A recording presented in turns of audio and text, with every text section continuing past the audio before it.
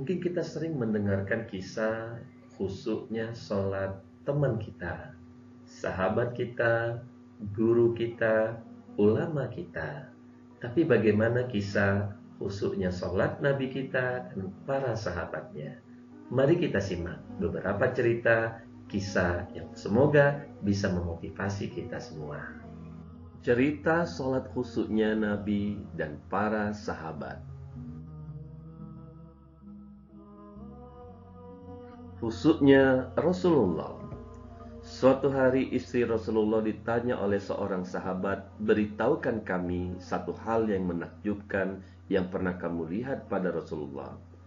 Aisyah pun terdiam kemudian berkata, "Pada suatu malam beliau berkata kepadaku, 'Wahai Aisyah, izinkan aku beribadah kepada Tuhanku malam ini.' Aisyah menjawab, 'Demi Allah, sesungguhnya aku suka berdekatan denganmu dan aku pun menyukai apapun yang menyenangkanmu.' Lalu Aisyah berkata, maka beliau bersuci, lalu berdiri untuk sholat. Beliau terus-menerus menangis sampai tangisan beliau membasahi pangkuannya, membasahi janggutnya, sampai-sampai membasahi tanah. Lalu Bilal datang untuk memberitahukan telah tiba waktunya sholat. Ketika Bilal melihat beliau menangis, beliau bertanya, 'Ya Rasulullah, kenapa engkau menangis? Padahal Allah telah mengampuni dosamu yang telah lewat dan yang akan datang.' Lalu beliau menjawab, 'Tidakkah aku sewajarnya menjadi hamba yang bersyukur?' Khusyuknya Abu Bakar. Suatu hari, ketika Rasulullah tengah merasakan sakitnya semakin berat, Bilal datang memberitahukan telah tibanya waktu sholat. Beliau bersabda, 'Perintahkanlah Abu Bakar agar sholat mengimami orang-orang.' Aisyah berkata, 'Aku mengatakan sesungguhnya Abu Bakar adalah orang yang mudah menangis, dan apabila menggantikan posisi engkau, dia tidak dapat didengar oleh jamaahnya karena tangisannya. Maka perintahkanlah saja Umar agar sholat mengimami orang-orang.' Namun Rasulullah tetap menginginkan Abu Bakar yang menjadi imam. Abu Bakar sangat khusyuk saat sholat dan membaca Al-Quran menangis saat sholat, karena rasa takutnya kepada Allah, bukan karena dipaksa-paksakan atau direncanakan sebelumnya.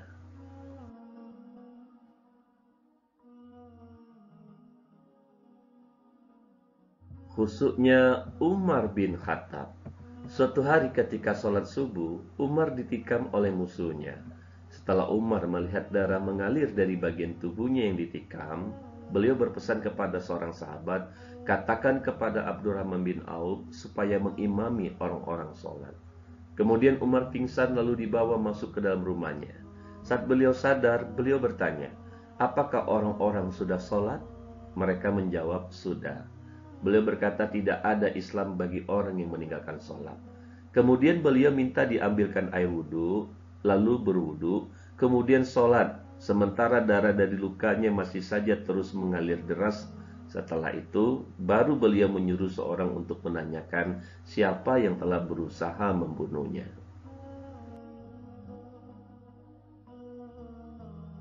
Khusyuknya Ali bin Abi Thalib.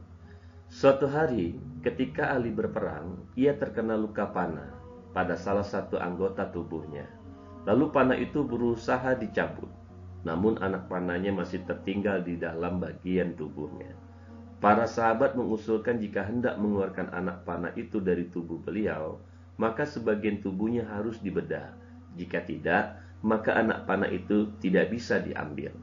Akhirnya Ali berkata, 'Bila aku tengah menjalankan sholat, maka keluarkanlah anak panahnya.' Kemudian para sahabat pun segera membedah anggota tubuhnya untuk mengeluarkan anak panah itu ketika ia sholat. Namun saat itu tidak sedikit pun tubuhnya bergerak. Bahkan selesai sholat, beliau bertanya, 'Mengapa kalian belum mengeluarkan anak panah itu?'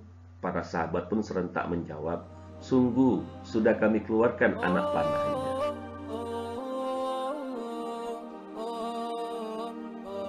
Bagaimana dengan cerita khusyuknya salat kita? Mungkin ada yang pernah mengalaminya, merasakannya, yang ragu-ragu, atau mungkin tidak sama sekali.